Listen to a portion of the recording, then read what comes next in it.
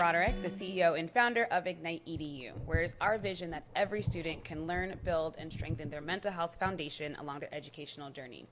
In this series, we've been talking about mental health in different spaces for students, and today we're focusing on mental health and education. And we have here Joshua Rodriguez. Hi, Chrissy. Hi. Super excited to be here. I'm excited to have you. So tell us, just introduce yourself, let us know who you are, and then we'll get going in our conversation. Awesome. So I'm Joshua Rodriguez. I currently teach in Newark. I am a special education leader and head of the SPED department in one of our schools in Newark. Awesome. So start at the beginning, right? Yes. Before we kind of talk about where mental health and education is now, talk to us about your experience growing up, starting with K through 8, and then how it's kind of evolved over the years. Yeah, so just for context, I was homeschooled from 1st to 8th grade. So my experience in education as a child is very different. Yeah. I went to school for a couple years to try it out, but it just stuff happened that just was kind of weird. So my mom decided to homeschool me. Yeah. But mental health was something that we never spoke about. Yeah. Even when I did go to high school for full time in a big school, it was something that was just never obvious. It was something that wasn't like up in the walls or we saw. I feel like it was very taboo and just something that you kept to yourself. So I feel like mental health is something that I'm not, as a kid, had no experience with. Yeah. So what, though, did you go through that? Like, maybe you wish that you got support for? What were some things that were challenging? Because your mom was everything, My right? cafeteria lady, the nurse, the principal. I want to see. Transportation. Was it like, so do you wake up and like your mom makes breakfast and you like go to the table, like do schoolwork, and then you like go back for lunch to your mom, and then your mom like helps you out? I mean, she actually did it structured. I feel like some people would be like, you need to sit down. Yeah. But it would just be like, hey, wake up. Breakfast was obviously ready. And then it was all self-taught. So I just read a lot and answered questions. And then she would send it to the Department of Education. And they would kind of like grade it or like make sure it's good to go. Got it. To give me credits. Got it. And then when state tests came, they would mail her the state test. I would take it, send it back. Yeah. But it was usually like 9 to 12. And then I'll play video games from like 12 to 5, and then I'll eat. Yeah, so a lot of kids are probably jealous of that. So what were some things then, because for you, and we do talk about like mental health in the home. Yeah. So then I guess for you, with education and home being one, what was that experience like? It felt like there was no space for me to be myself. As a kid, trying to figure out my sexuality, as I identify as gay, it was weird to kind of navigate that because there was no space that felt comfortable for me to express that or even mention that to anybody because, you know, my parents are pastors, they're very religious, so I was like, we're going to keep that inside and just internalize it. So my goal was to be, in a way, the perfect child. Yeah. You know, get the good grades. If you get the good grades, if you behave well, nobody's going to ask any questions. Nobody's going to try to figure out what's wrong with you. Yeah. So that was really my kind of go-to thing is that my parents were always like, oh, he's the perfect kid. He never does anything wrong. We don't really have to ask him any questions. Yeah.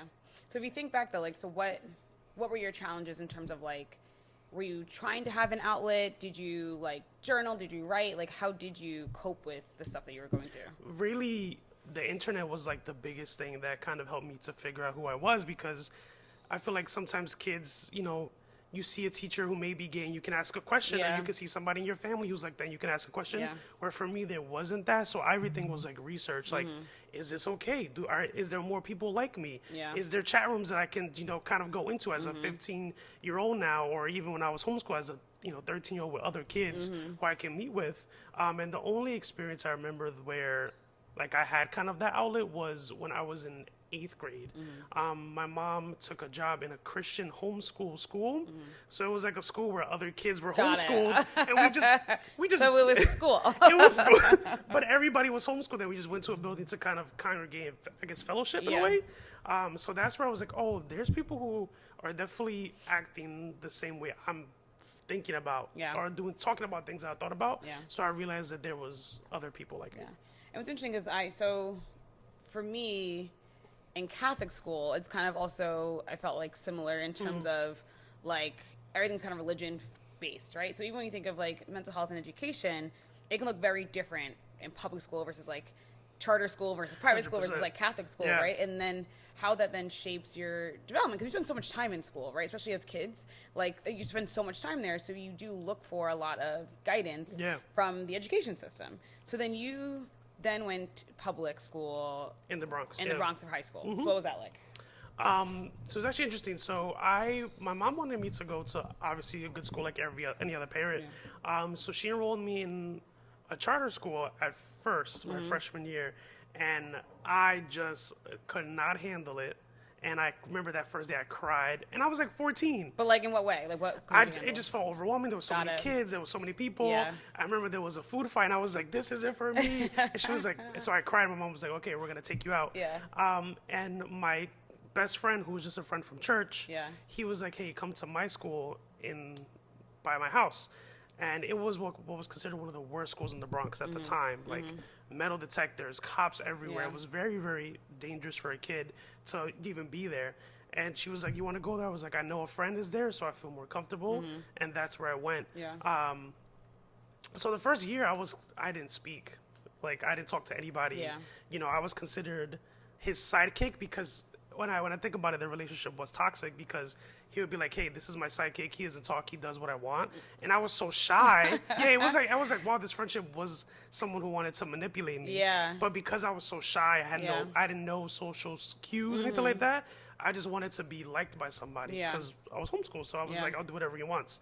It really wasn't until sophomore year where I like made the conscious decision to be like, I'm going to completely transform who I am as a person. And I went to school and I was like, I'm lit. Like, and I Yeah. cut him off and I changed how I dressed and I felt like things that I felt I needed to Yeah. do to be better. Yeah. So, Was there anyone at your school that helped you with that? yeah. So, I ended up gaining new friendships who were just so genuine, who I still have now. And they were like, "Yo, like you know, you don't have to like do what somebody else says. Like you should be you. We see who you are as a person Yeah. when you're not with this hanging out with this kid." And I was like, "Awesome! Like you're right." And they really kind of like gave me the guidance that Yeah. I needed because they went to middle school, they had social skills, they had Yeah. cues, and I learned from other kids in my class who Yeah. were so genuine that even though it was one of the worst schools in the Bronx, the relationships were so Yeah. strong there Yeah. compared to the other school that was academically great, Yeah. and no one gave me the time of day. Yeah. So And it's interesting because that time is especially important for students because it is very relationship based, right? Like the people you're friends with, the acceptance, but there's also like the cattiness Yeah. and the cliques and like all of that stuff. So it gets very challenging for I think young people because you're at that age you want to be liked, right? Yeah. Everyone wants to be liked, right? No one wants to be hated, and it is hard for kids, I think, when you're going to a space that's supposed to help nurture you, develop you, but you also can end up being so isolated, Yeah. right? And then how that can catapult a lot of like the mental health stuff, like not wanting to go to school, Yeah. right? I mean, we worked together for 2 years, and there's definitely students who didn't want to come to school because Yeah. of that, right? So their attendance record, they're now like, down the toilet and whatever, because though their mental health was not allowing them to feel comfortable in those spaces. It was Yeah. anxiety, it was like all this kind of stuff that was making it hard for them. When you were in the Bronx, right? So K-8, we're homeschool. Mom doesn't really know much, and family doesn't really Yeah. know much about mental health. So Yeah. now we're in the actual school system. Was there support for you in school? Like, Yeah. were there counselors in the Bronx? What did that look like? So, from what I remember, I really feel like my school in the Bronx was like, if you are struggling, then we'll provide you with resources. But I felt like they were very hidden and very just like not in the forefront of the Yeah. culture of the school. So like I said before, I had that like I kind of developed a personality where I Yeah. was trying to be this perfect kid, Yeah. always great grades, like did what I was supposed to do. So nobody questioned me, Yeah. if I was okay because I always put up this front that I was amazing. Family's amazing. No matter what happens at home, we never talk about it. Yeah. That's how it is. But I remember that there was so many organizations that, when I think about it as I'm older, that really provided support. We had, people coming in who gave what I consider now counseling to so many kids when they would just say, we're just going to have a chat, or we're just going to have a Yeah. conversation. Yeah. Now that I think about it, it really was like counseling and just support Yeah. for kids that really struggled. And I remember going in there once to have a conversation, and I felt so weird about it. Yeah. Because I was like, this is not a friend. Yeah. It's not family. Yeah. Why are you asking me these questions? Why you in my business? So I was definitely like, I'm great. I'm fine. Yeah. Life is good. And they never spoke to me again Yeah. because I really was hesitant about it. Yeah. It's hard though. I think it's Yeah. hard for everybody in terms of feeling comfortable talking about your challenges with people who don't know you yet. Yeah. Right? And then how big was your school in the Bronx? So the building itself held about maybe 6 to 7,000 kids. Wow.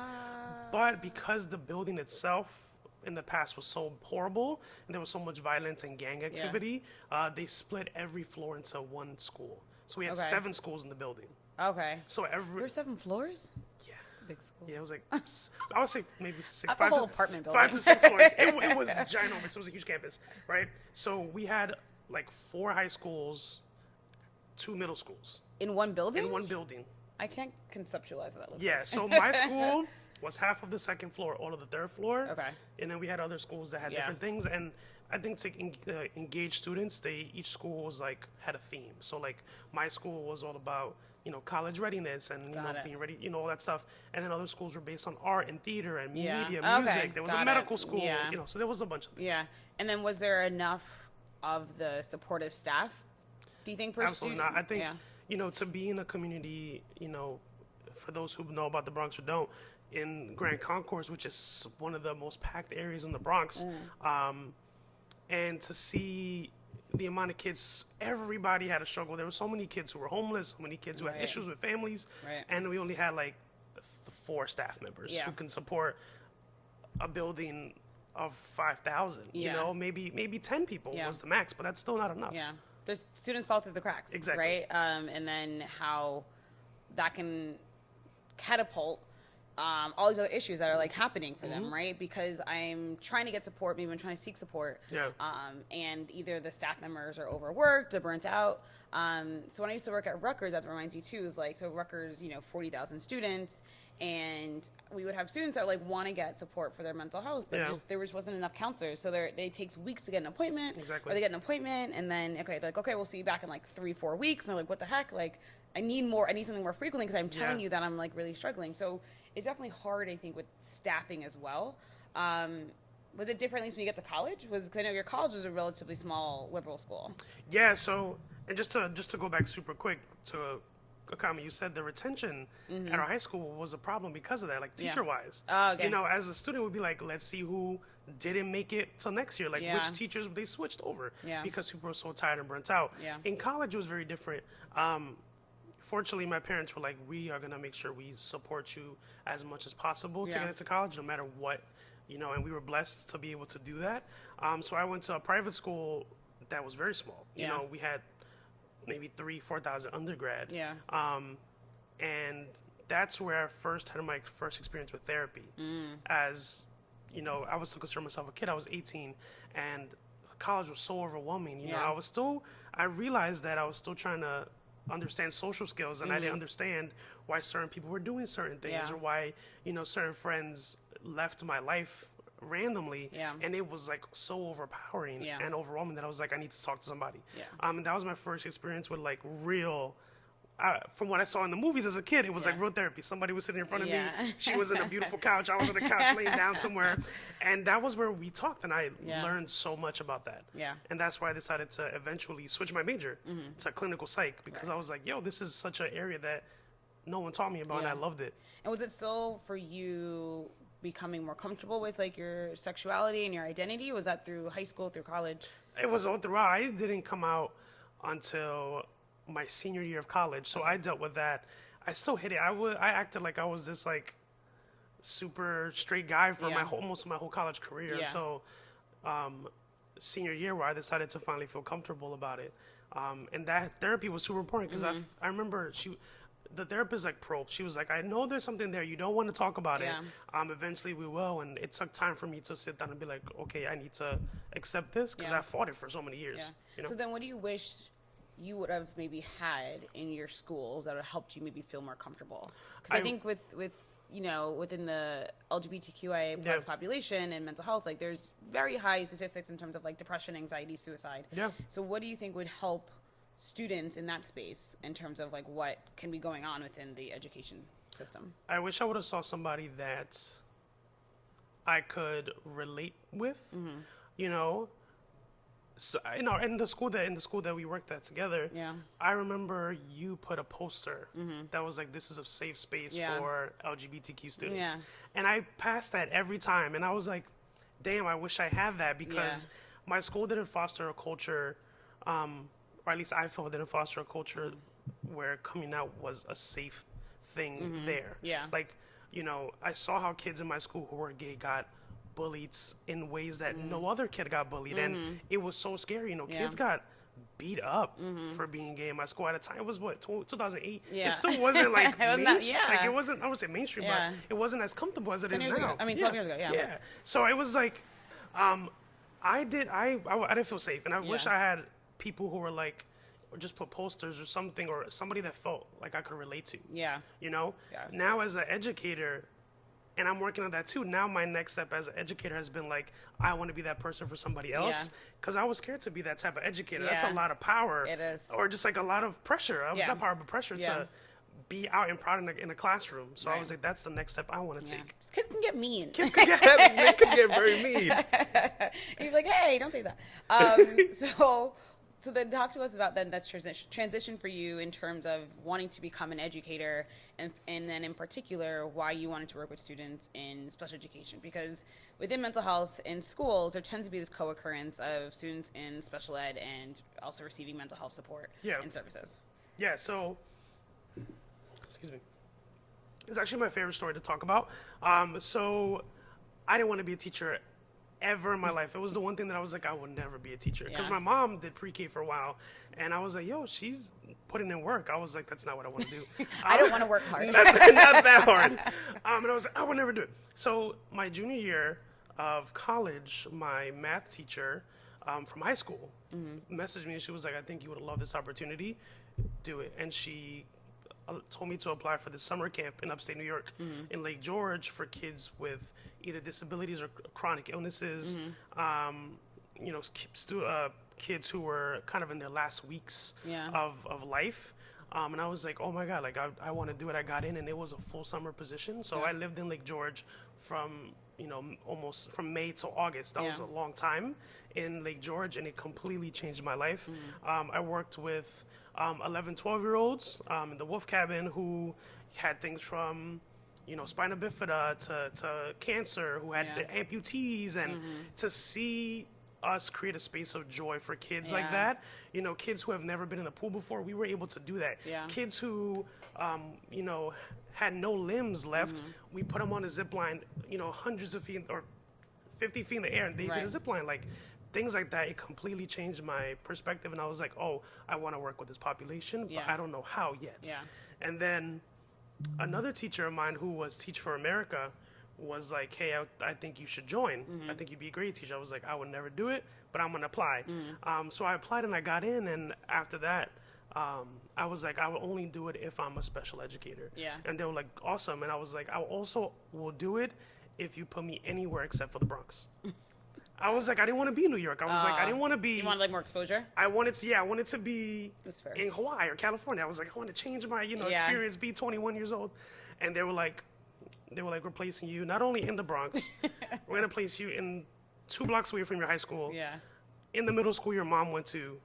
Like, they were just like, we're Yeah. putting you back in your community. Yeah. And I was like, why would they do that? And I was like, it was the best thing because I was able to see my community from a different perspective. Yeah. I was a student there, you know, roaming the streets, living my best life. And Yeah. now I'm an educator teaching kids that look like me, who act like my friends. Right. It was just such a surreal experience. And I was like, I loved it. Yeah. I loved Were it. you able to kind of then purposefully like bring in things or talk about things or that you wish you had in the space? So I think I tried to do it.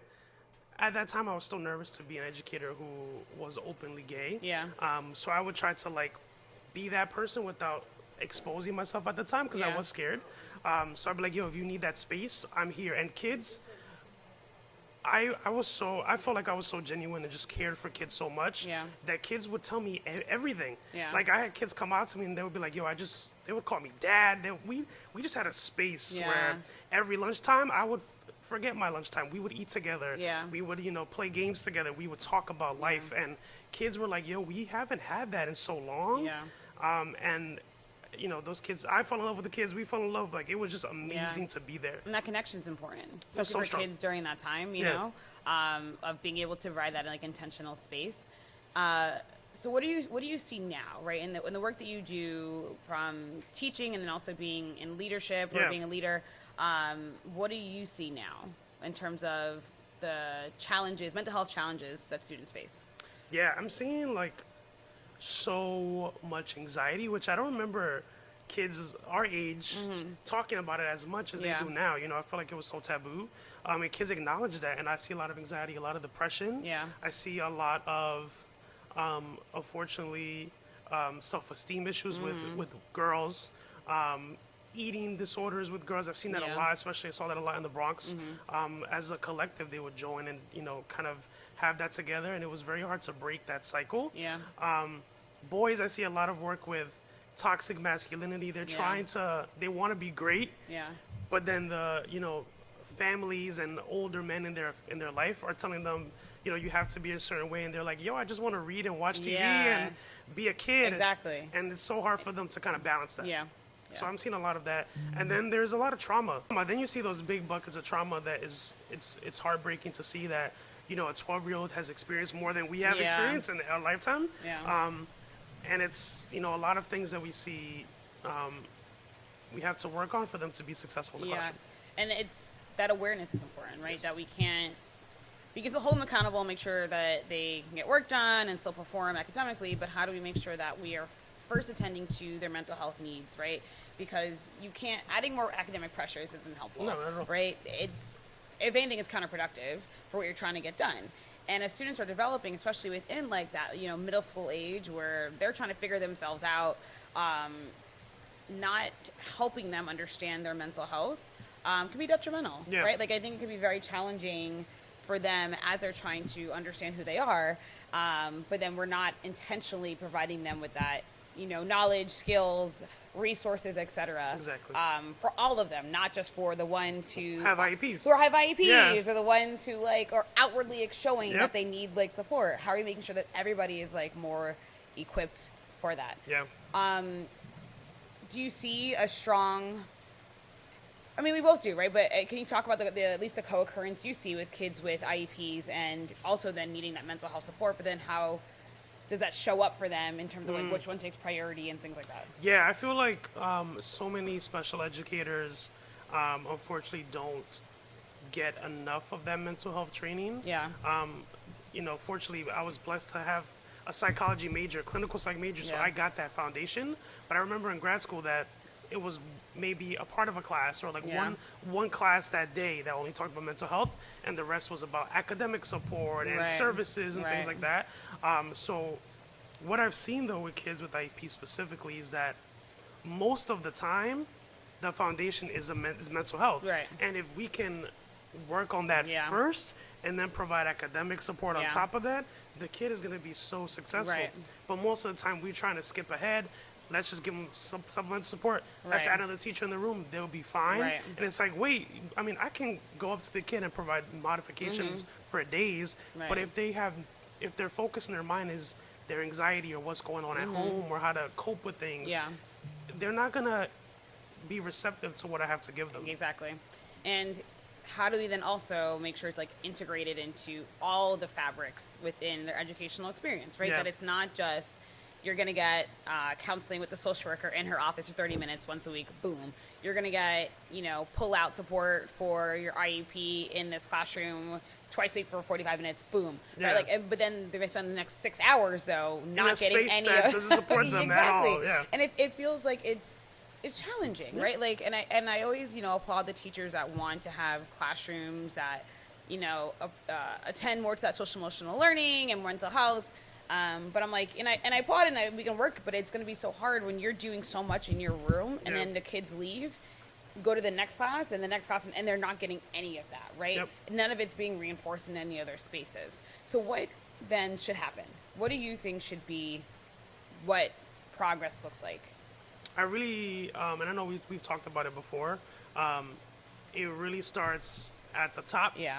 And I mentioned before this idea of trickle-down leadership where if the leaders of the building or the leaders of the school aren't putting mental health as the focus, the culture of the school is not going to be mental health focused. Because your room could be the safe space for a kid, but if 80 other teachers are not providing that, maybe because they don't have the resources, they don't have the training, the culture of the school is not mental health focused. The kid's gonna have 30 minutes, 45 minutes a day of feeling like people are listening to them and they have a safe space, and then the other 8 hours, 6 hours of the day, they're stressed because no one is providing that for them. Exactly. So I think schools need to be community-based as well, where the leadership is making sure that every stakeholder that's involved in this child's life has the proper resources to provide a space for that kid. Right. And that it's for everybody. Yeah. Right? That it's not just, we're doing that for the kids, again, that have like those outward behaviors that we can see that they need more support, and that's when we're all hands on deck, and like, we're getting everybody involved, the community support, the family, etc. Right? But that ends up being very reactive. We're waiting until something happens and then be like, oh shoot, now we need to like dive in and like let's rush to find resources. Yeah, but it's like, what are we doing that's more proactive, and how can we be more proactive about that? Because we don't know. We have no idea when that is going to be a situation for somebody else. So how can we make sure that we are well equipped and they're well equipped for that, right? And I know you talked a little bit about that community approach in your school. So can you expand on that? Yeah, so my school in the Bronx was very community based, and it ended up changing the name to community school. So the focus wasn't just on the kid; it just was on the students. It was on everybody who has an interaction with that student in their lives, from the parents to the cousins to the bodega guy in the corner, whoever was around us. We wanted to make sure we provided some sort of resource. And at first, it started off like, let's just provide GED classes for anybody in the community. Okay. And, we had teachers volunteer to give that. And that was a way to bridge the gap between anyone who was in the area.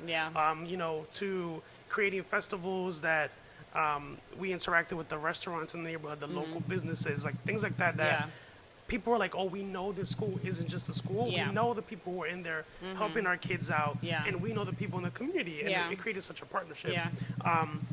So then the goal was eventually, and they had moments where they did that when I was there, is to provide mental health resources for everybody in the community. And I feel like now that they developed a relationship with the local people, families, all these things, the families were more receptive. Because they trust us. They feel like we're here for them.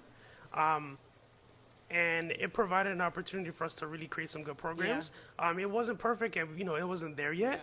But I knew what they were going for, and I think that if other schools can adapt that community approach, it'd be extremely helpful. Because students live in bubbles, right? It's you don't just grow and develop in the school building. The minute you leave those doors, right now you're interacting with the community members. You go home and your parents and your siblings, family, etc. Right. So we don't just live in bubbles. So how do we make sure that everybody is involved in this, right? That when we talk about education, it's not just the walls, right? And I think if anything, this time, right, with a pandemic, let us know that education can happen beyond the walls of a school. So how do we make sure that we're including all these different stakeholders, right?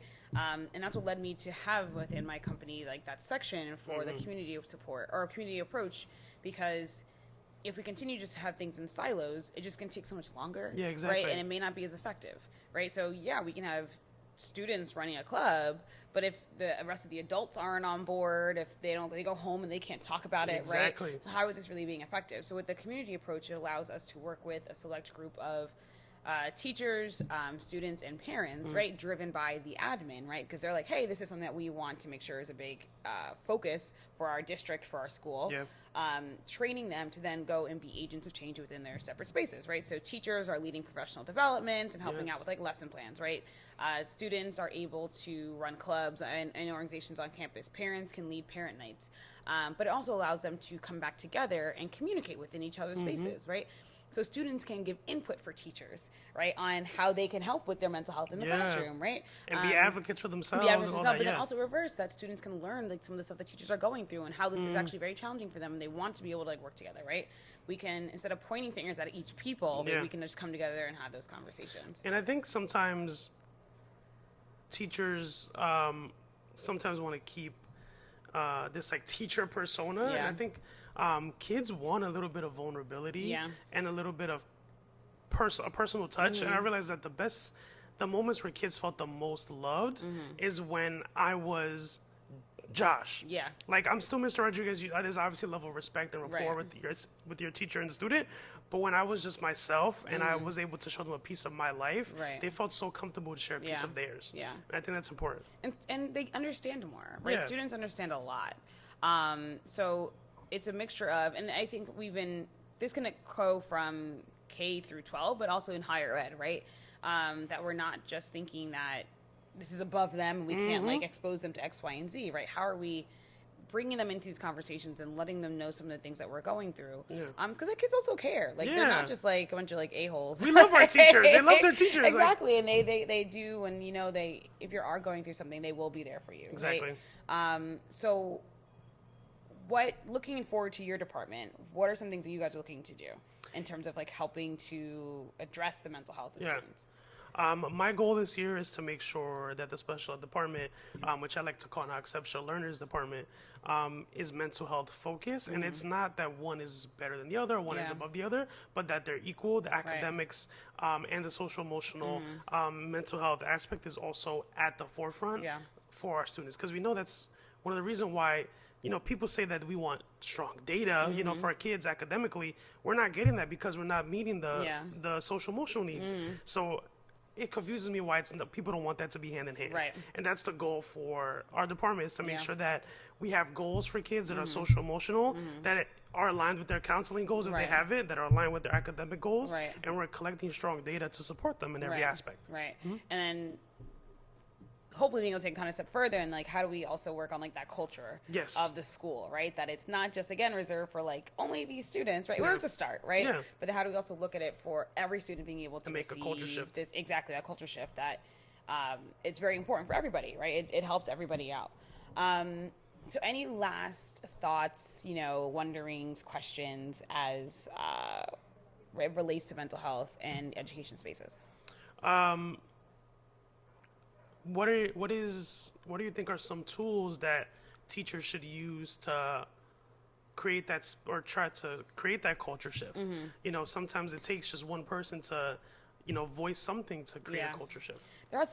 For everything, there always has to be this awareness, right? Yeah. There has to be a readiness and a willingness to change, but at first let's start with like an awareness that there's a problem, right? If you don't think there's a problem, you ain't gonna do nothing, Exactly. right? Like I can come and be like, hey, yeah, we can, provide consultation and we can help you out, but if you don't think there's an issue, all of that's going to be For nothing. for nothing, Yeah. right? I think wholeheartedly every school, K through 12 and higher ed, should be working on this, right? And a lot of places are trying to make impacts and make some changes.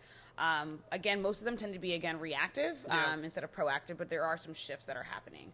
So first is like this awareness. Now when you're aware, then you say, okay, well, how can we start integrating it into the fabrics? Whether it's the type of questionings that we do, right? When you start your class, that first 5 minutes, how are you making sure that you're including in there some type of social emotional check-in, mental health check-in, right? Yeah. How are you, when you're in the hallways, how you're structuring your lunchroom, like all of these How you're spaces. talking to kids in the hallway. Exactly. Like yeah. all of those have impact and meaning, right? To even things that you said, right? Sometimes posters and sometimes things that are hanging up in the hallway lets people know that there's a difference Yeah. in priority, right? So I hope that a lot more education spaces start to make that shift. I think coming out of a global pandemic, or still kind of really being in a global pandemic, it's becoming a huge, portion, right? Yeah. How is this affecting the mental health of students?